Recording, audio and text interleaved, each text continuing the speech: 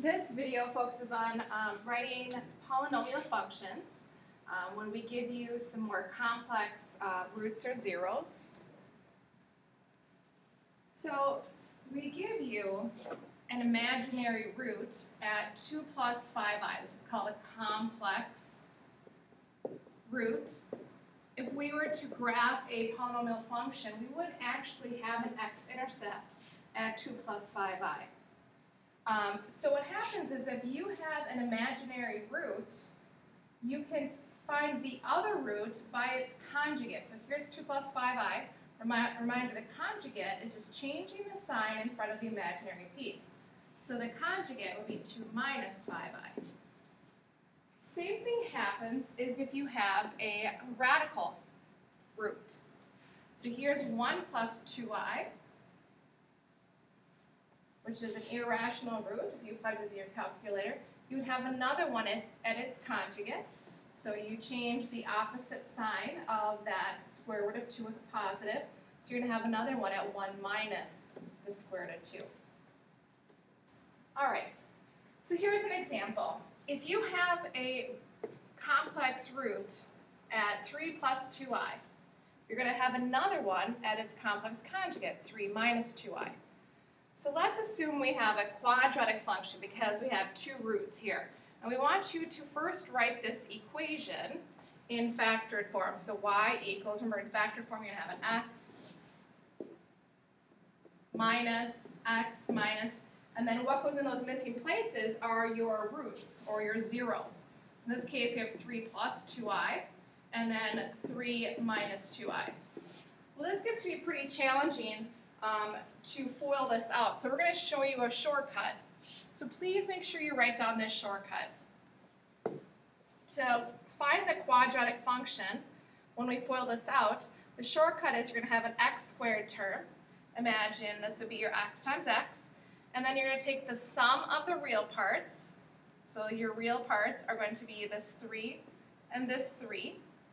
And then you're going to take the product of the binomial roots.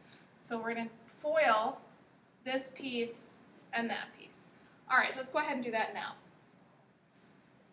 So the sum is 3 and 3. So 3 plus 3 of x, which is 6x. And then what you want to do is you want to take the negative of that, so minus.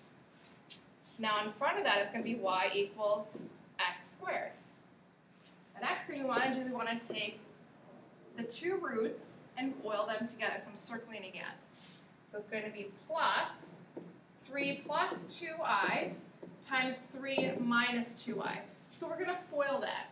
Some teachers say just go ahead and do the cheater FOIL, which is first and last. I'm just going to show you what will happen if you do the full FOIL. So we have first, 3 times 3 is 9. Outside, 3 times negative 2i is negative 6i. And then 2i times 3 is 6i. And then last, 2i times negative 2i is negative 4i squared. All right, so notice, when you multiply conjugates together, the middle terms will always cancel out. All right, so now we have 9. Now over here, remember an I squared represents negative 1. So I'm going to replace that with a negative 1, or drop the I squared and change the sign. So that's going to make that a positive 4. So when we add those together, we get 13. Now I'm just going to go ahead and bring down these other two terms. So we have the equation, the function, y equals x squared minus 6x plus 13. So that is taking those two imaginary roots, complex roots, and FOILing them out. And this would be the function or relation. All right, here's another example. We have a zero, a real zero at negative 1. We have another one at negative 1. And then we have an imaginary root at 3i. And they're telling us that this is a 4th degree polynomial. So if we have a 4th degree polynomial, we need to have one more root. So the other root is going to be the complex conjugate of 3i. So we always change the sign in front of that imaginary piece, so it's negative 3i. All right, now let's go ahead and write this in factored form. So we have one of the zeros at negative 1 and another one at negative 1. So these are called repeated roots. They are going to be x-intercepts. There's only going to be one x-intercept at negative 1. We call that a multiplicity of 2. All right, so we're going to go ahead and write that in factored form. So you always think x minus 1, so it's going to change that to a positive 1. X minus 1, and change that to a positive 1. And then we have two more roots, one at 3i, and then another one at negative 3i. So write those in factored forms. You have x minus 3i, and then x plus 3i. Now in order to come up with this fourth degree polynomial, called a quartic function, we're going to go ahead and have to FOIL this out.